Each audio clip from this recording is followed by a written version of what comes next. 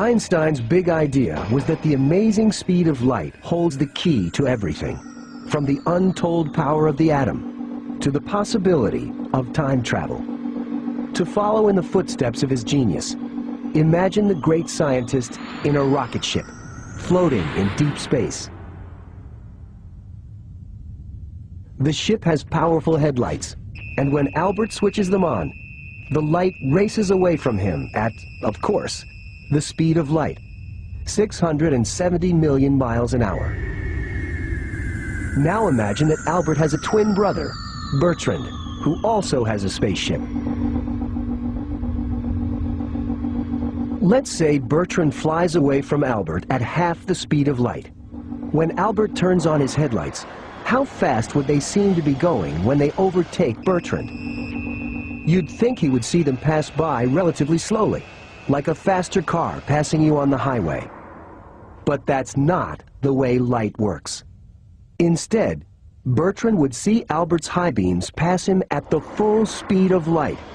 Bertrand's own speed makes absolutely no difference. This prediction of Einstein that the speed of light is the same for everyone is one of the strangest in physics.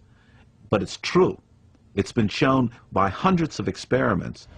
The speed of light is going to be the same, no matter how fast you're moving towards it or away from it. Even if Bertrand turns around and travels head-on towards Albert, he would still see Albert's headlights pass him at the same speed.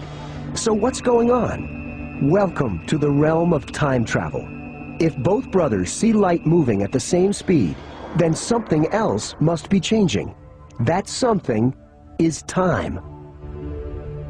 Something has to give, and the things that have to give are space and time. It turns out that if an object is moving fast enough through space, it can alter its passage through time.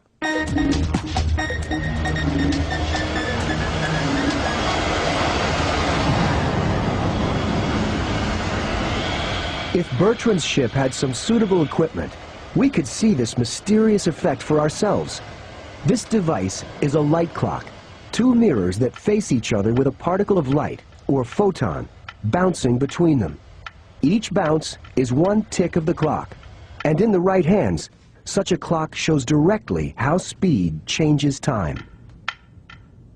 These ticks would normally occur millions of times per second, but we have slowed it down to show how this clock works and how the motion of it will affect the rate of ticking. You'll notice that the clock is ticking more slowly as I move it. Why is that? Well, the photon is making a zigzag path to reach one mirror and then the other. That's a longer path that the photon has to take, and that means that it takes more time to make that path. So the clock is slowing down. This is where physics and science fiction collide. Time for the moving clock runs slow, although if you travel with it, like Bertrand, you're not aware of the change.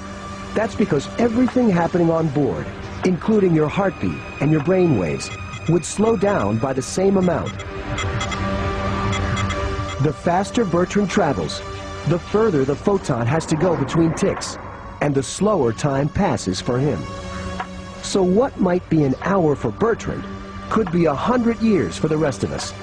In effect, he would be traveling 100 years into the future.